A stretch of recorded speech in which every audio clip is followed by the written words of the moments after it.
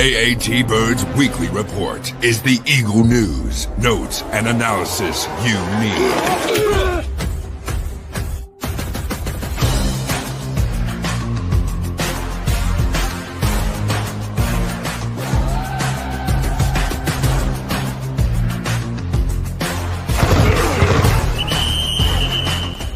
It's all birds, all the time.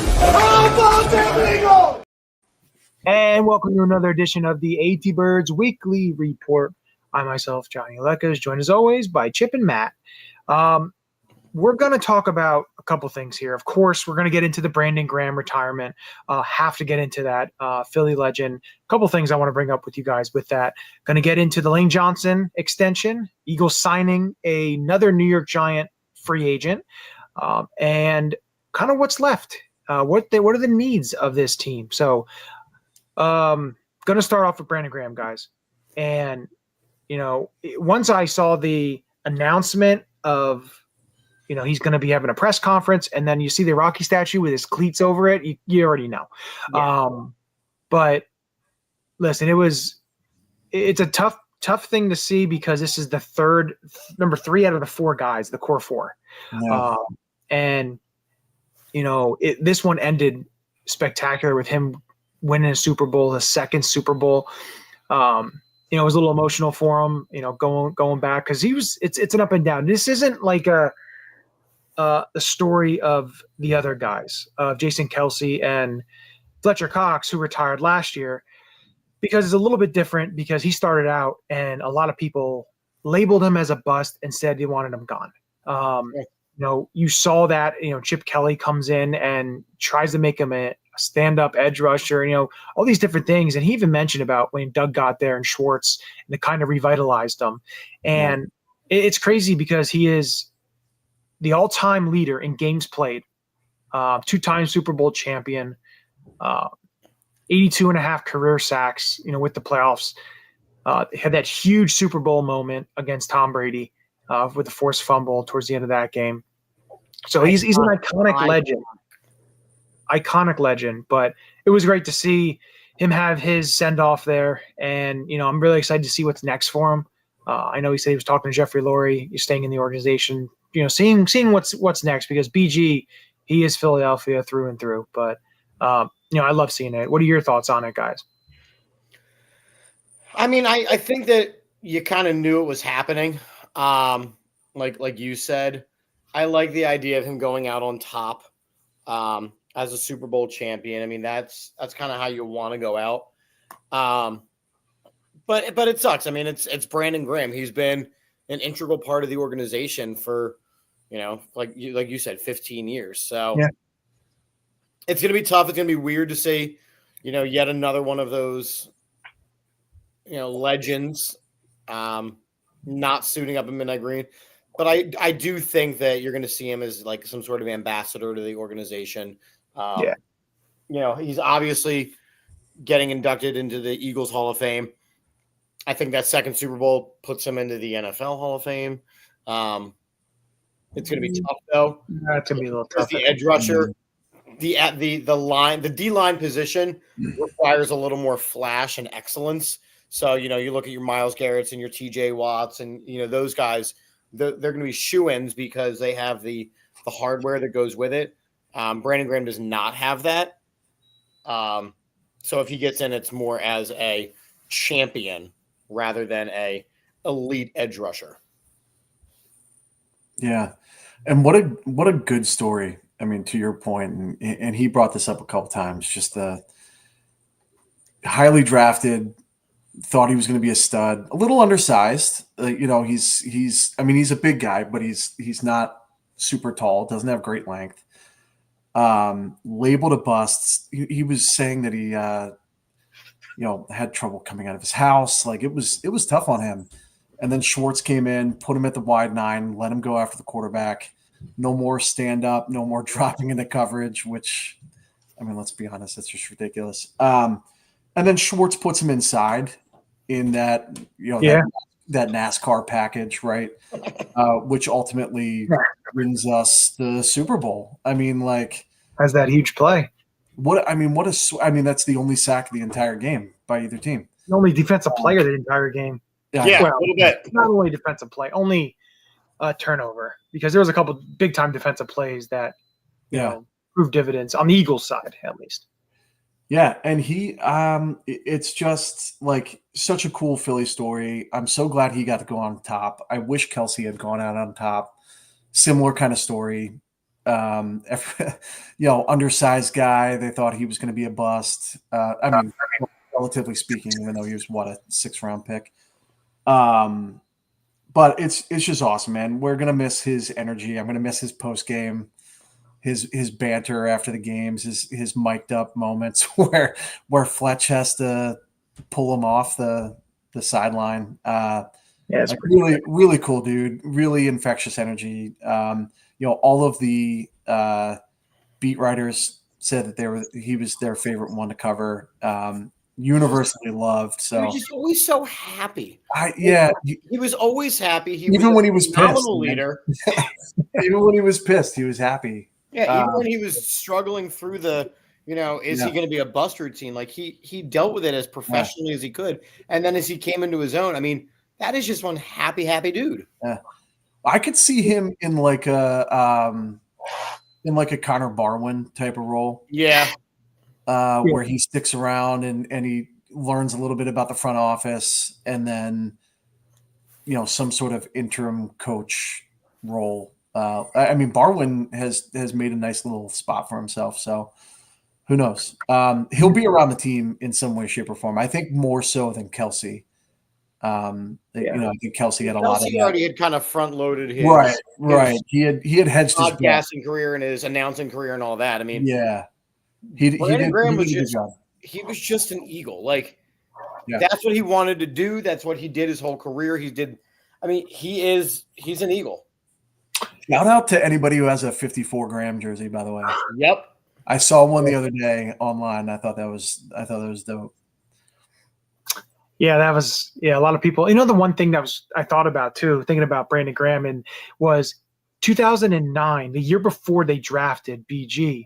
The Eagles had Jeremiah Trotter Sr. That was his last year on the Eagles. Yeah, and they opted not to re-sign him in 2010. He wound up ending his NFL career after that season.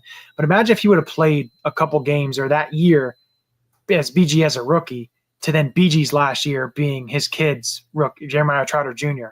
It was almost like a full circle thing. I just think about it. That's how long he played for the Eagles. And I seem to recall him calling Trotter to see if he could wear 54. Because I know I'll have to find that. Already taken. I vaguely remember that as well, actually. Yeah. He called him and asked permission, which I thought was really cool. Just stand up, dude, man.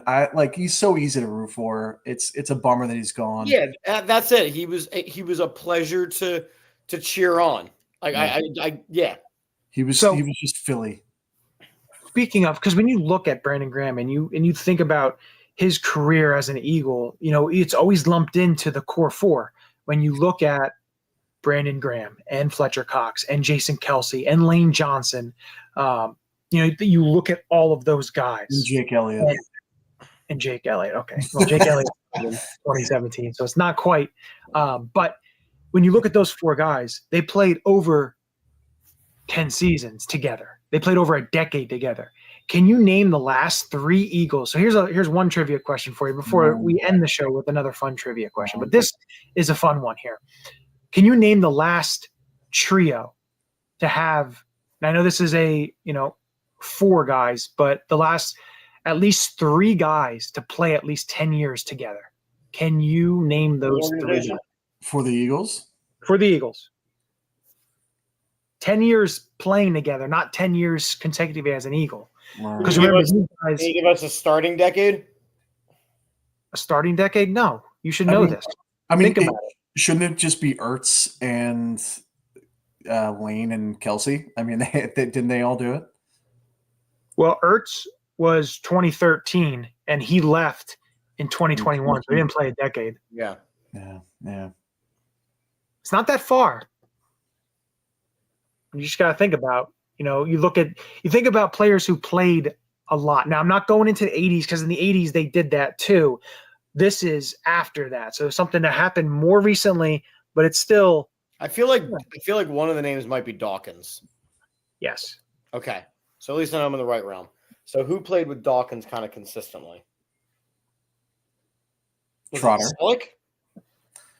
What? Was it Selleck? No. No. And it wasn't Trotter because Trotter left and came back. Came back. Hugh. No. He didn't play. I don't think he had 10 He years. started in Jacksonville, didn't he? Was it Lido and Sheldon? No, it's not Lido. No, they didn't do 10 years. Felt like 10 years. Felt like 10 years. So it's Dawkins. Dawkins is in there. Yeah, he said Dawkins. Because Dawkins McNabb? played. McNabb didn't play 10 with us. Yep. McNabb, okay. All right.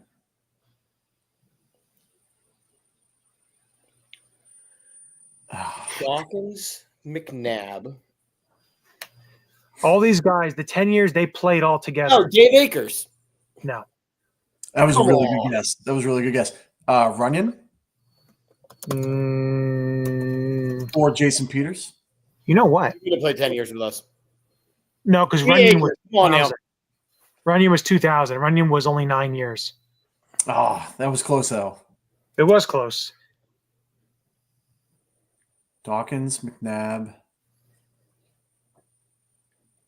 No, you're right. It is 4 guys. Akers was one of them. Hey, I got the trio. Suck it. Because Akers played 99. Well, it's actually a quad. There's one more guy. 99 to 08. That's the 10 years they played together. So it's Akers, it's Dawkins, McNabb. it's McNabb, and there's one more guy. He's been on this show. Ike? No. Fuck. Ike played 99 to 04 with those guys. I'm just naming random people at this point. You're gonna kick yourself when I tell you who it is, but He said kick. Akers. no, we already did Akers. He's been on the show. Akers. Landetta. No. No. I'm joking. Rod Smart. He hate me. No. Offense or defense? Give me a hint. I'm not going to do that. Offense? Ooh, he Yeah. did it. Feels like LJ Smith was on the team for 40 years. No. Pinkston? No. Pinkston was 2000 to 04. Now, and McNabb never had that kind of receiver. Once again, it feels like he was on the team for 10 years. I'm trying to go offensive line here. Oh, Trey Thomas. Yep. Trey Yeah, Thomas. I knew it. I was going offensive line. I couldn't get off Runyon. Because the reason I say 08, because 08 was the last year of Dawkins as an Eagle, Trey Thomas as an Eagle, of course, Runyon as an Eagle and everything there. Akers played until, I believe, 2010 with the Eagles. McNabb only played until 09 with the Eagles. So that era, so there was 4 guys. I guess I didn't really count Akers as a position player, he's a kicker, but he Shame still on was you. one of the Kickers So, are people, man. But that was the last Kickers are time people we too. had 4 guys play 10 years together. It was 99 to 09. That's And then crazy. you have with this group of guys was 2013, because that's when Lane Johnson started, 2013 until last year, 2024, that they played, That's or wild. 2023, that they played all together. They played 11 years all together. Spoiled. We are spoiled, man. It was just something that's cool. Now, talking about Lane Mhm. Johnson, as I mentioned before, and talking about tackles, Lane Johnson was extended till 2027, a 1-year extension. Good segue. He had Come on. his he had his press conference. So he was talking about it, and he was saying, I'd like to play out the last 3 years as long as my body, as long as he stays healthy and everything, because he turns 35. So, and he's still playing at a high level. So the other thing that's cool is if Lane Johnson does play the next 2 years, Mhm. and he plays just about every game. Now, if they add a couple playoff games in there and all that, he's probably going to break Brandon Graham's game record. Oh, yeah, for Because sure. He's about, I think, 33 games away. And if he plays 17 and 17, that's 34, and he'll beat it by Yeah. 1. So that's another thing. You know he's planning on that. Yeah. That's his So- that's his goal. He just wants to beat Brandon. Yeah. But No, I just think, having him there, I still think when you look at what the Eagles are doing draft-wise, I believe they're going to be taking within probably the first 3 rounds. They're going to be taking a right tackle, maybe in round 4, depending who it is, depending on potentially. But I think they're going to take a right tackle for the future.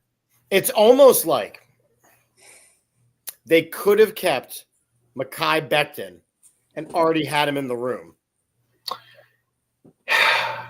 Yeah, but I think what their thought is, go someone that's on a rookie deal,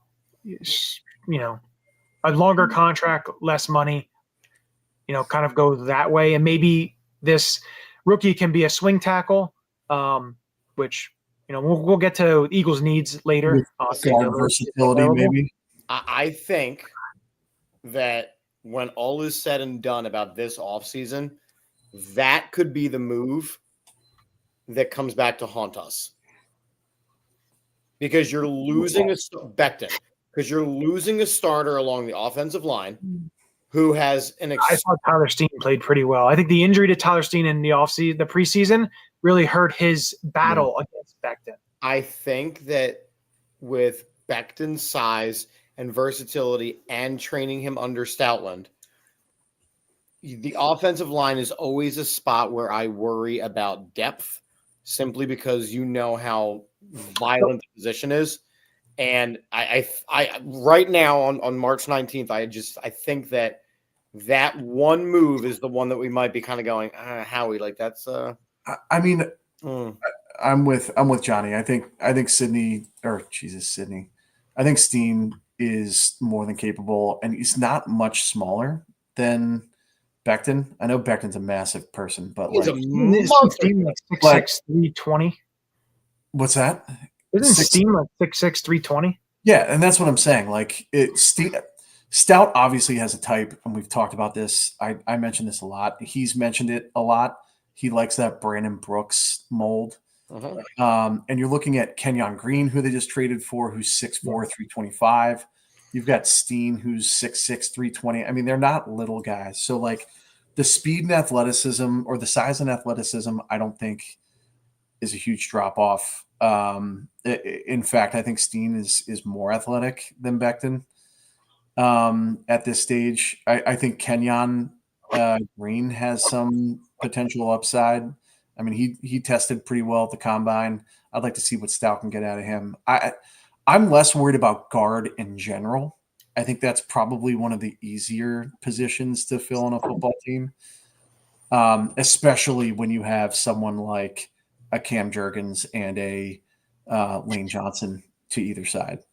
So, like, I'm less worried about that. I see what you're saying, though, Chip. Like, I think Becton was a great story. I think he was awesome. I would have been thrilled if we kept him, but I kind of expected him to leave at the same time. Yeah. Yeah, I mean, he was on my wish list of people that I really, really wanted to keep, just because the growth over the course of 1 year was incredible. It's just another credit to there being the Jeff Stoutland wing of Canton for assistant coaches. No, he's got to get in. Kenyon has a similar story, though. He better, because he's on paper a big downgrade. Top 20 pick, big guy, good athletic numbers. Seemed to be a bust. We'll see. Some injury issues, just like Becton. A very similar story, except he's already played the position, so it should be less of a learning curve. I don't know. I like that move more than most, despite the fact that we got rid of CJ. That's the part that pissed me off. The move for Kenyon itself, I think, was pretty savvy. Now, talking about Kenyon and what he is and injuries and everything, Eagles signed another player who, now this signing was productive. Segues are now 22 sacks in 46 games. So very productive. Had some injury issues, has struggled with injuries, but he's another dog. The Eagles get another Georgia Bulldog, signed Azeez Ojulari, who I was all for signing him. 24 years old, doesn't turn 25, I think, until June. Super young, athletic. He produces. He's had basically a sack every other game when you look at his numbers. He's got 22 sacks in 46 games. Now, yes, he's struggled with injuries, and that's one thing. You hope him coming to the Eagles, first, him not playing on that shitty turf at MetLife for 8 or 9 games, I think that's going to help. But it's not going to hurt. Yeah, exactly. So having him come into this defense, familiarity, played with every single one of the other Georgia Bulldogs the Eagles have on the roster in either 19 or 20. So he has familiarity with some of these guys too. So it's going to be fun how they use him and how they utilize him, especially with BG Sweat gone. Not sure what they're going to do with Huff. Waiting to see on that. But you got Josh, like we talked before last week, Josh Uche. Them signing him, adding him to the mix, had a very productive 2022. And then you have Azeez Ojulari, who's been productive, just hasn't been able to stay healthy for the Giants. But now he's come to Philly, and 1 year, $4 million is a bargain. It's unbelievable. And the Giants did want to keep him, but he chose Philly. Well, that's because they watched their own Hard Knocks episode, and they're not going to be able to sleep if they don't re-sign Azeez Ojulari. And that's why they canceled the offseason Hard Knocks. That's great because of the Giants. They literally became a meme and a sleep aid commercial during our Super Bowl run. Yep. Mm-hmm. I like the Azeez move because, number one, just on a petty level, I love stealing from the NFC East teams, and then bringing these players to excellence. Unless it's the Cowboys and you have to get Marco Murray, Miles Austin, Felix Jones, like those kind of guys. I will see that as being a broken trend because we instead stole Kellen Moore and turned him into a Super Bowl assistant coach. Wasn't a player. Chris Bonial, I can go on. Here's what I'm saying. I sat on the NFC East Roundtable podcast, and everybody told me the NFC East Roundtable podcast. Okay. And everybody told me what an awful, awful addition Kellen Moore was going to be. Don't you wait to go back on that? I was fantastic. And how awful he was going to be for Saquon Barkley's development. And even Jahan Dotson. I mean, like there was a player from each of the teams, and they were like, "Oh, terrible, terrible, terrible, terrible, terrible." I'm like, okay. So now I kind of want the same thing to happen with Azeez Ojulari. I would really like him to be a front runner for Defensive Player of the Year, just to shut everybody up. It'd be a lot cooler if he did. He's gonna have to have some ridiculous stats. The only thing I like the move. We've talked about this a ton, Johnny, especially you and I, about how he should be the number one targeted edge, outside of like a Trey Hendrickson or Walker. But like he makes sense. He's got the youth. He's got the pedigree. He's a former Bulldog, which apparently Howie has a fetish. It makes sense. The room itself is very inexperienced, which isn't necessarily a bad thing. Very inexperienced and very small by prototypical measurement, right? So like they're all 6'1" to 6'3", 240 to 200, maybe 250 pounds.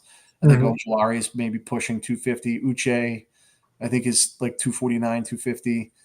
They're not huge by any means. And none of them are really known for their run defense outside of, and Nolan wasn't either. He improved on that greatly. Jalix Hunt showed a lot more than I thought he would on the edge. Ojulari is good. He's playable in the run game. He's more of a situational pass guy, I think. I'm sure we'll dive into this later, but like I'm interested to see if they get some more beef there on the edge, because Huff is a complete fucking liability in the run. I don't trade him the second they got him. I don't see him sticking around. I really don't. No. The writing's on the wall at this point, because I think they draft someone too at the edge. But that's the only thing. It's not a huge room, and maybe it's just me being old school and the times are changing, those outside linebackers and defensive ends are smaller now. I don't know. What do you guys think about that? They're called edge rushers now. Yeah. They're not DNs like, the Javon Curses of the day. Well, I did say outside linebackers. Yeah. So, it brings up the Eagles' needs that are left in free agency. What another segue, dude. 4 for 4. I know. It's pretty good. So, like you practice talking about the Eagles' needs for free agency here. So, as you bring up another defensive end, like a bigger defensive end, like to me, two guys that I really like. Now, I don't know if it's possible. He's not really a defensive end, but like a Calais Campbell. Like you lose a Brandon Graham with his. Listen, he wasn't bad last year for Miami, and I know he's older, but he can do that veteran leadership. He's not going to cost you anything, probably a couple million at most. 6'8", 300 pounds. Like it's massive. Maybe you can play guard. What? Maybe you can play guard. Exactly. Maybe that too. Or Stout maybe probably make him an all-pro, to be honest with you. But go ahead. True. Or even like when you take a look at like a DeMarcus Walker who played with Stout in Denver. So there's some options out there to see. But when you look at their needs, like one need for me that, I'm looking at is still the safety position. Yep. Matt, you and I have talked. I know you brought up the swing tackle. We talked after Fred Johnson had signed with the Jaguars today. Like to me, safety still, and you still need a veteran. I know I'd like to see draft one too, but I still think a veteran needs to come in, whether it's Julian Blackmon, Justin Simmons. Those are kind of the two that I'm leaning on, one of those guys. What about Kayvon Wallace? No, I'm good. No. Please. Dude, I would bring him back as a special teams guy. I would bring Jalen Mills back before I bring Kayvon Wallace. Hold on, wait, Johnny. Now that's not fair because you would bring Jalen Mills back anyway for any reason known to mankind. Well, ask Matt. What have I've already said. What about Jalen Mills? I've already said it. So, it's disgusting. Listen, I may have soured a little bit on it because of that. How he has a Georgia fetish is how you have a Jalen Mills fetish. Well, it's seriously, you need help, man. No, I did see something that maybe soured me a little bit on it was when he said he'd like to play for his hometown team, which is Dallas Cowboys. Gross. I didn't like that. Gross. But I know for me, safety. I saw the Falcons signed Jordan Fuller today. So, the Justin Simmons thing, I'm not sure that's really going to be having him back. So he's out there. He's played in the system. So he's a veteran. Or like a Julian Blackmon, who is young. He's in that age range of what they're signing. So those are the two guys that I'm thinking about when it comes to Blackmon makes the most sense to me. Yeah. Simmons makes sense from like a fit and familiarity perspective, but the money I don't think is what Howie's looking at. They don't want to pay big money unless it's Justin Reed, apparently. What's going to end up happening with the safety position? Because I agree, Johnny. They absolutely need to add a veteran presence in that room. What's going to end up happening is that's going to be a 1-year prove it deal. 100%. It's going to be some guy that's, like a Julian Blackmon. I'm not saying that it's not going to be Julian Blackmon. It's going to be somebody who's, 26, 27, 28, 1-year prove it deal. And then they'll catapult that into a bigger deal like they've been doing with the linebacker position over the years. But now they seem a little more set there. So now they can do that same philosophy with the secondary. That's the only way I see a Simmons deal making sense if he's willing to come in and try to win a ring. And for like that cheaper $1 to $7 million or $4 to $7 million, somewhere around there. But again, I don't think Howie wants to lose that comp pick, and I don't think he wants anybody long term unless it's someone like a Blackmon, right? Who I can see for like 1-2 year deal. What if they bring Rodney McLeod back for a year? Well, dude, he reminds me of Rodney McLeod, and maybe it's the Colt thing. But like Blackmon would remind me of the McLeod move, that cheap kind of under the radar player that could come in and become a starter. Yeah, and I know we mentioned like the swing tackle position, just because losing Fred Johnson, I know Darian Kennard, but he played really only right tackle and guard. So really not sure whether or not he could be a swing tackle. He may be more the Jack Driscoll role of only playing like a couple positions on one side. I know we talked about Jedrick Wills potentially, but I'm not sure. Like, he's probably looking more of a situation where he potentially could come in and fight for a starting spot because he's still young. What about this? I had this scenario. What about a trade with the New York Giants for Evan Neal? I don't like trading with these teams. I like stealing from them. He's not going to cost you much. Yeah. I don't hate it. I don't hate it. I doubt Schoen wants to go anywhere near this franchise, but I don't hate that. I don't hate that, but well, now you got me thinking. Matt, I want to ask you a question, and Johnny, you as well, because what you just said was interesting. I don't think that the Giants really want to go anywhere near this franchise. Is there going to be a point in the next couple of years where nobody is going to take Howie's call? If it hasn't happened already, it's not going to happen. No, he just won his second Super Bowl and fleeced with Saquon Barkley. Well, I think so. I think the way you look at it is this: like, some teams think that they've got, like Washington, when they traded us Dotson, and they got a 3rd round pick, and it's just they thought, oh, we fleeced them out of that. He didn't do anything, all that kind of stuff. So he didn't really do much, and then until he did. Listen, you still have the GMs that are still going to make trades, because if you are dangling draft picks can turn into anything. Look at the Rennick trade.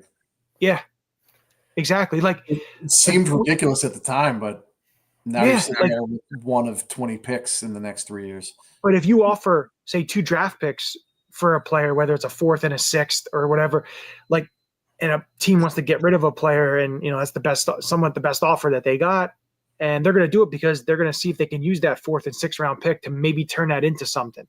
So there's always that. And I think another thing too that I've thought about, like, Danielle Hunter just got a 1-year, $35.6 million extension. So he's essentially playing, I think it's like a 2-year, 55 point something $1 million deal the next 2 seasons, and how the market for the defensive ends and the pass rushers are going way up. As you see a team like the Eagles' rival Dallas Cowboys are still waiting on a Micah Parsons, and the price is just going up and up, especially when a receiver gets over $40 million in Jamar Chase. So you see the prices going up. And the one thing, like, people have said, oh, well, how are you supposed to field the team and everything? This is where, when you look at the way the prices are going up in all the different positions, even running back now, and all these positions that you're getting these rising costs and rising prices, what it comes down to is this: you need to be able to draft, and you need to have, like, your draft picks draft and develop. You're going to need to be able to develop players and quality players, because you can't just sign players. If you screw up in the draft and just sign players, you're going to put yourself at a loss. You're going to put yourself into a funk.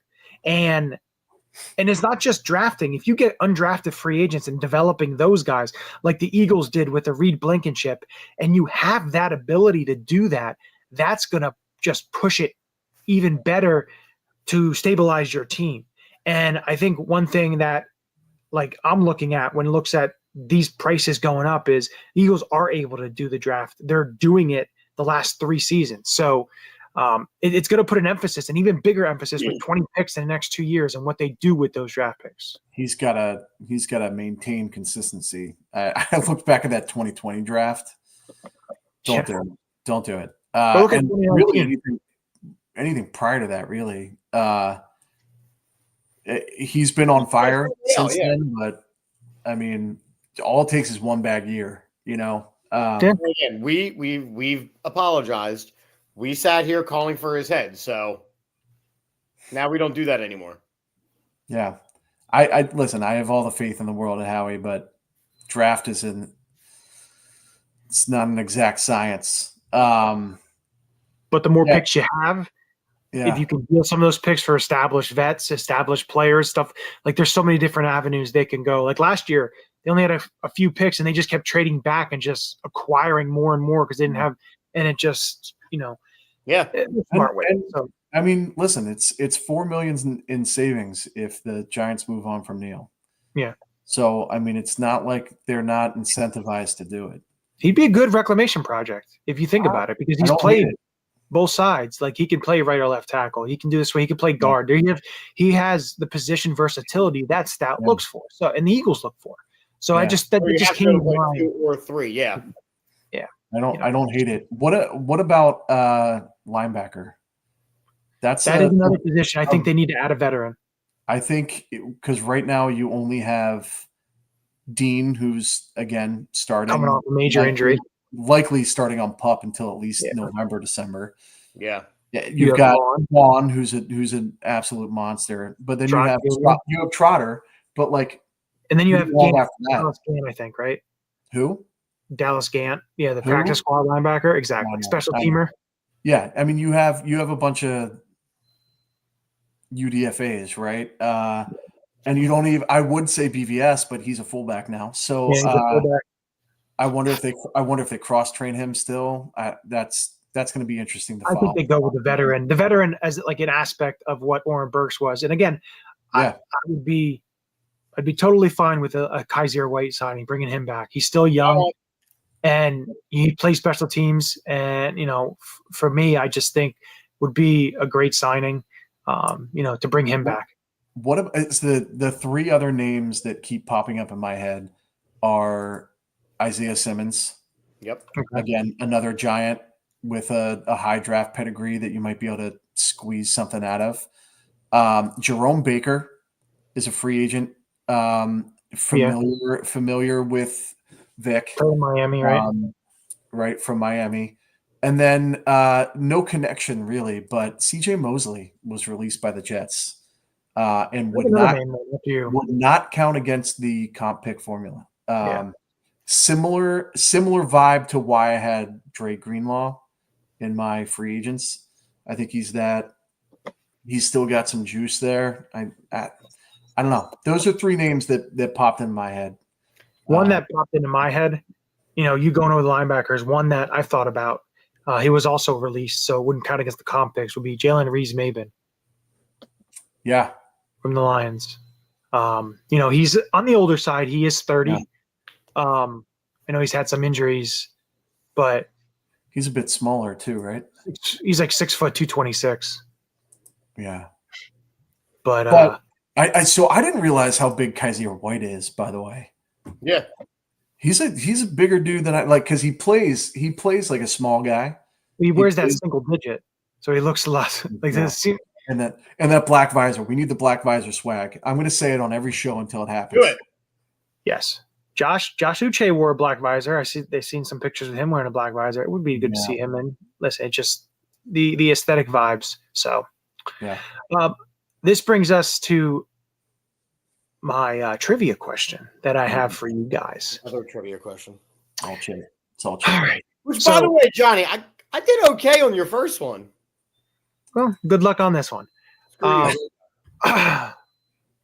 So, looking at the core 4, I guess, if you want to talk to them, but let's just say this. There we go. Got to get a beer for this one. All right, now we're ready. That was a potent crack. You like that? It's not my first time, Chip. All right, so there you go. So sponsored by Garage Beer. Anyway, keep going.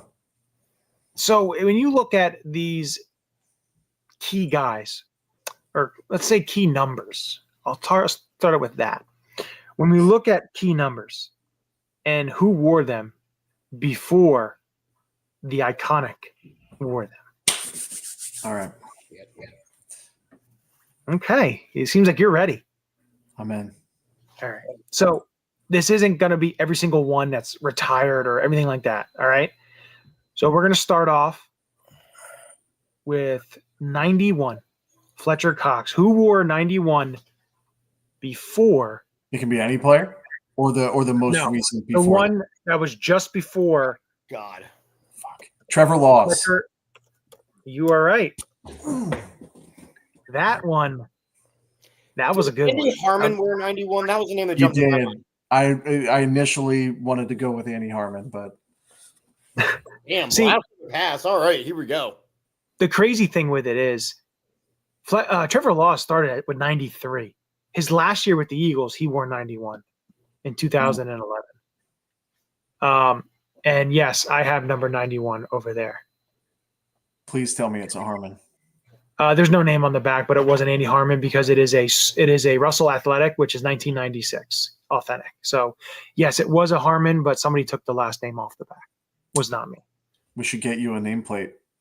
Yeah, yeah, probably. It doesn't fit me though, so maybe I just have to get it to fit me. But the next number, next number we're going with is number 71. That is Jason Peters, of course, who has not that number has not been issued since he has left. Who was the Jermaine last? Mayberry. No, Fuck. I will give you a hint. Go on. The Superdome, false start. Jeff Garcia.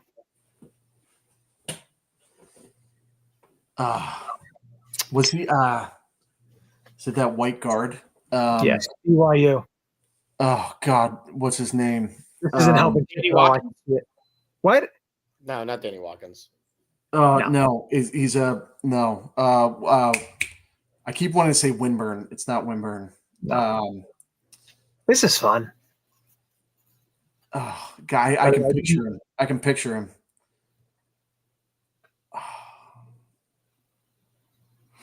Sure, there's not many white guys, so it's pretty easy to picture. Does it start with a W? No. Close in the alphabet, but no. It's just close in the alphabet. It's gonna be like M. It's just a W upside down. No, I can. He's a white guard. He was a left guard. He played next to Trey Thomas. I have nothing on this. I can picture him. I could probably draw him. Yeah, it's just white.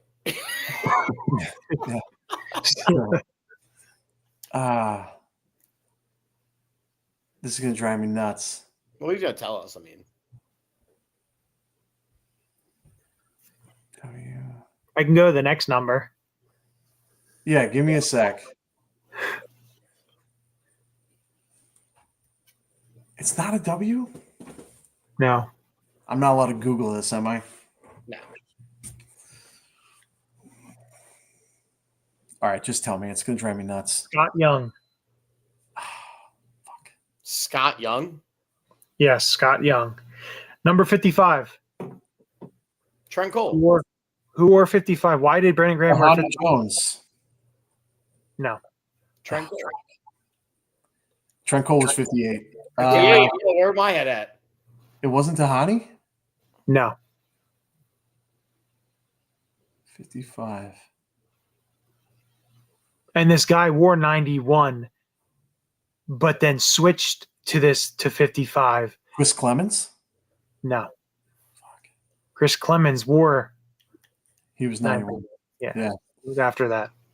This guy coached in the NFL, played for a number of seasons, played for the Seahawks, played for Bennett? No. Before, he was after Brandon Graham started. 91. Played for the Seahawks.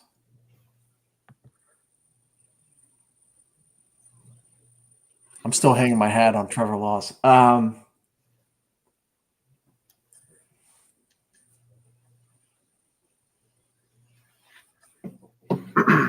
He's like do do do do do do.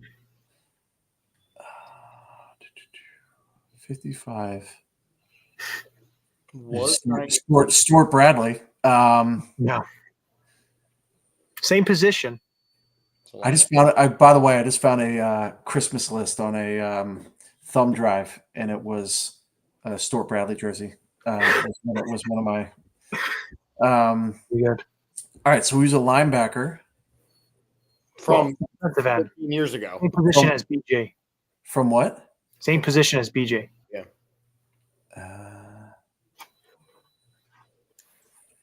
Tap. Daryl Tap. Yep. Hold on. Daryl Tap is the answer. Gotcha. All right. Number 62.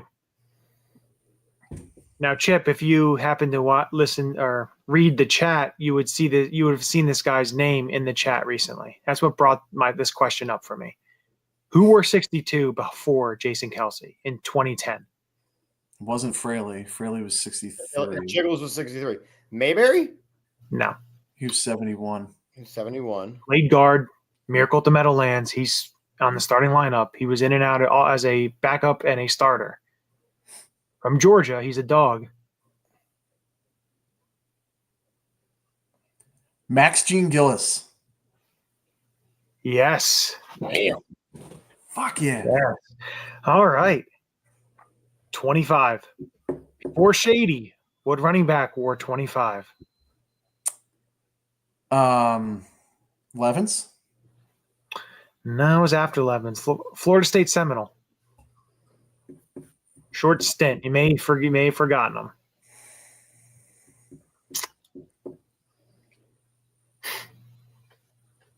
Wasn't Levens. It was after Levens? Levens? He's after Levens. Shady came in 2009. So it would be 2008, I believe, or 2007. Levens only played 04 and 05. And was he a running back? He was a running back. Florida State. Not Felix Jones. No. He wasn't Florida State anyway. Where's Felix Jones? Oklahoma State? Felix Jones was Arkansas with Darren McFadden and Peyton Hillis. Jesus, what a backfield. Mm-hmm. I keep wanting to say Hobbs, but it's not Hobbs. You're gonna have a headache. You're gonna have on Dorsey Levens. I mean, you're gonna have a headache tonight after thinking so hard for all these. I know. I got my drinking beers. I got my drinking bears. You may not remember. That's the thing, because it's not like he was a long tenured a couple years with the Eagles. Short stint, Wasn't right? anything like that. Yeah, I'm blanking on this one. I got nothing. Ready for it? Yeah. Lorenzo Booker. Oh fuck. Yes. Doesn't even register for me. Oh, sorry, that was again, that was a tough one. Pardon my French. Yeah. Next, number 20 Before Dawkins? for Dawkins.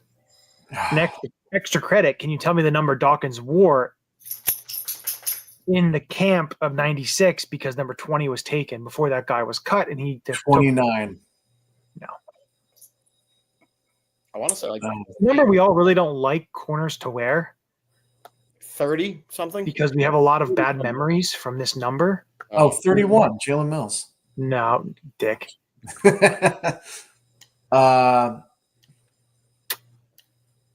24. 24 is what he wore in camp in some preseason games. And then he switched this number because this soon-to-be Super Bowl champion would be cut, and then he would end up eventually on a team that would go to 2 Super Bowls. What? He's a running back / kick returner, Von Hebron. War number 20. Wow. Yeah, I wouldn't have done that. I kept thinking Andre Waters. Now the last one that I'll give you here. This is a super tough one. I don't expect you to get this one because this one is just super tough. This is what we're going to get. So Randall Cunningham wore number 12. Oh, Now this is after. This isn't before. This is a different.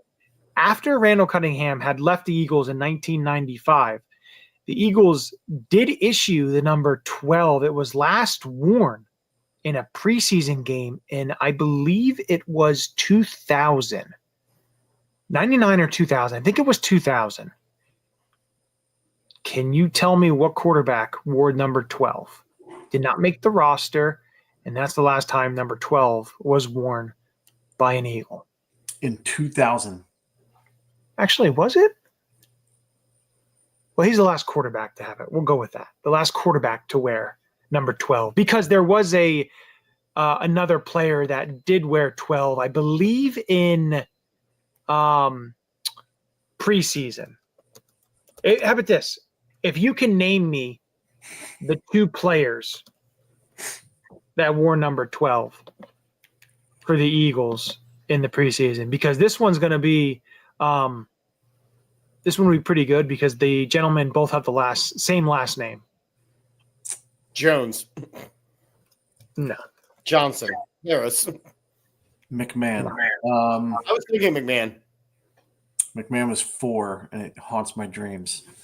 4 and 9, right? Were the 2 McMahons. Mm-hmm. It's not the Detmers. Definitely not the Detmers. No. They were 10 and 1 in 1999 and 1 in 2000, and then it was not issued anymore. What did Ty wear? 14? Yeah. Yeah. One of the guys did make a catch in a playoff game. So he did make the roster, but he wore a different number. Did not wear 12. Small. What? I don't know. I'm just throwing random names out. Wearing small. A catch? 1 catch in a playoff game? A touchdown in a playoff game. Yeah, nothing. Goose egg. All righty. So the quarterback. Seems so disappointed. I Said we weren't going to get that one. The quarterback that wore it was Travis Brown, Northern Arizona product in 2000. Played with the Seahawks and the Bills and the Colts. Was only a preseason and practice squad member for the Eagles. It's not then the other gentleman that wore it would be, let me just turn this Brown. Yep. Fuck. Sorry, I didn't get it. Nay Brown. As you can see him in the picture on the side here, right here if you can see my cursor. You probably can't. I hear I'm too busy hearing Matt Templin's cursor. But yes, in the center there's a picture with him wearing. It's a long day, Chip. Who are you telling? I thought that was I figured I'd throw that one in because that's always a fun one. Especially when both gentlemen wore number 12, who both had the same last name in 99 and 2000. Should have known Nate Brown. And what? I should have known Nate Brown. I'm upset. Yeah. Listen, I try to give some hints for you. I thought Nate Brown was going to be a really great receiver. But sometimes it just, doesn't work out. That stuff happens. Not much you can do about it. That's why we have the Nate Brown Award every year. Well, it's more the Paul Turner. Wow. If you really think about it. Well, isn't Paul Turner just the Nate Brown Award winner? Or Raheem Mostert? Yeah, Raheem Mostert. That was one. Yeah. So I'm going to end it here with a fun thing that FOCO is given. That they have for pre-order now. It's a Brandon Graham retirement bobblehead. Only 325 are available. So try to get your pre-orders in. You can use the link it's in our bio, our Instagram bio. It is. I will put it in the comments. So you can go and secure your Brandon Graham retirement bobblehead. So it just got released. So make sure that you go ahead and do that because there isn't many available. So it's definitely something that you're going to want to do, want to get. It looks awesome. Again, I have a Jalen Hurts one behind me. And again, it's spectacular. The design, it's numbered. There's only a certain few that are out there. I did post the link. So that is posted there. So just, use the link. They have so many different bobbleheads, whether it's Eagles, whether it's the Phillies, whether it's really anything. They come out with some releases all throughout the year. We're probably going to have some later. Now, I also am going to bring this up too, is Now, of course, you can go to foco.com to find that, or again, just use the link. But also, for every 100 subscribers we get with the new YouTube channel, again, the YouTube channel is in the bottom. We started a new one just to have all birds content.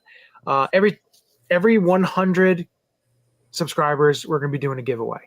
So the more subscribers we get, the more giveaways we're going to be doing. So it's just something to keep in mind. You keep all the content. The off season depends on what's happening. We do between 1 and 2 shows. We have Fandemonium that we are, ramping back up. We're going to be doing some trivia stuff. I have a couple things in store with that. So, just keep an eye out. Of course, our daily posts, they're always going to be coming. So always look out for those because, it's all birds all the time.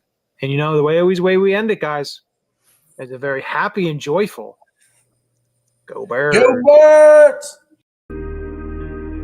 This is Matt Ware. Hey, for all the Eagle content you need, go follow All About the Birds. They do a damn thing. Check them out. Hey, Eagles fans, I may be in Tampa, but I know where to find the best Eagles content out there. Check out my friends at All About the Birds. Philadelphia, what's up? This your boy Freddie Mitchell, a.k.a. Fred X. It's all about the bird. All birds all the time. All birds all the time. All About the Birds provides you with weekly analysis, game recaps, informative interviews, and it's all birds all the time.